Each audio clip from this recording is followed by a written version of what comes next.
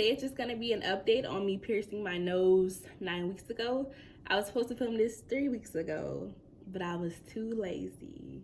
But I'm filming it today, so I'm just gonna tell y'all what I did to clean it, my routine, which is very simple, the problems, cons, I guess you wanna call them, and the pros. So from the first day all the way up until day 6, y'all, I done filmed this video about 15 times. So at this point, I'm gonna just give it to y'all raw.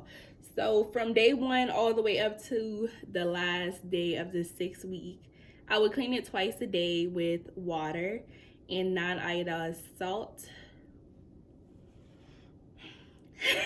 The salt that I recommend is Morton's, but it doesn't really matter. I'm pretty sure they all the same, really. Not sea salt though, I don't think. Non-iodized salt. Maybe that's just like, who knows? Anywho, so I would fill it up to about right here. Y'all excuse my nails.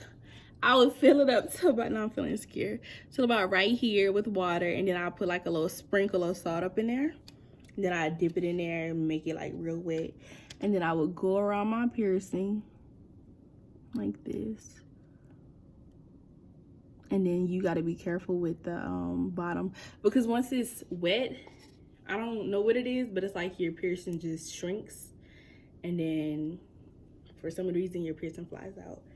But that's it, girls. That's it. So then around week 7, for some reason, I think I just kind of stopped caring, and I wasn't as cautious when I would sleep. So it started flying out, and I would just rush, and I would find it and just plop it back in there, which I don't recommend.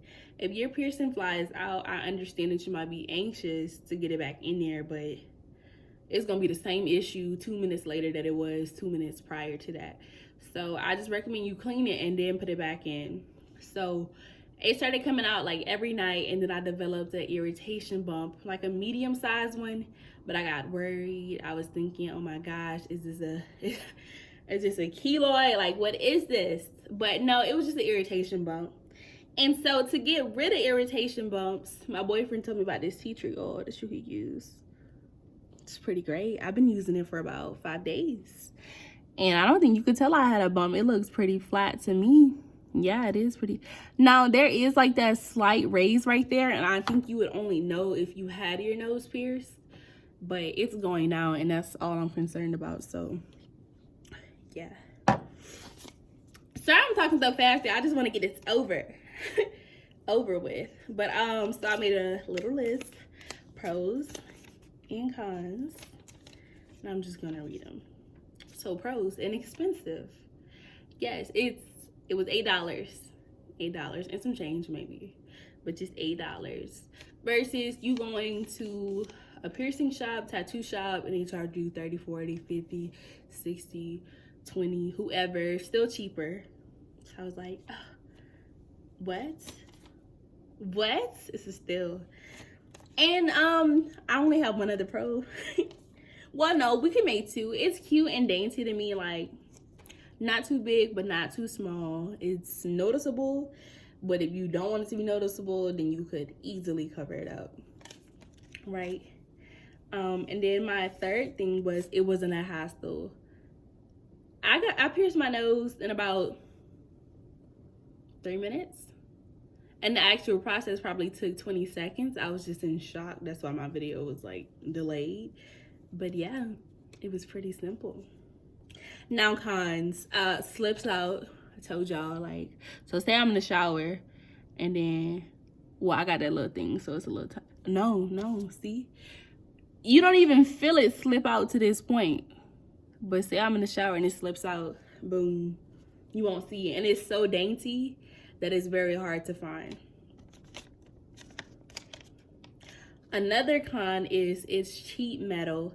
That might be another reason why it started getting so irritated, because I have sensitive skin and I know I'm supposed to be wearing a specific type of metal. I can't talk, guys.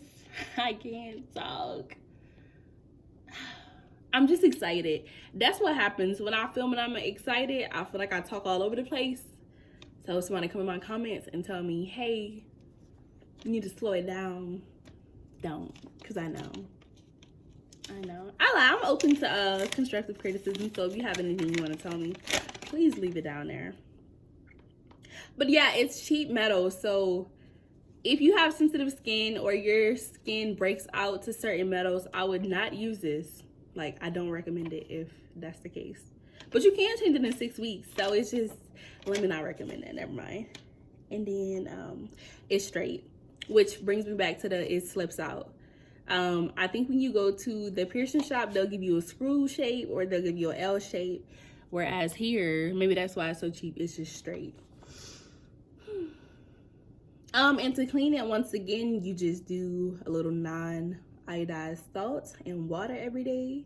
Mix that up, take a Q-tip, spin it around there twice a day, and that's it. And if you get an irritation bump, it's not scientifically proven, but you know how we are. Just take this. I just like how to, let me get a thumbnail.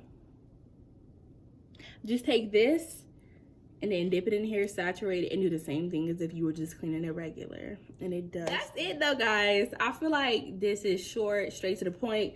The pain level, because people were asking me about the pain with the piercing, is minuscule.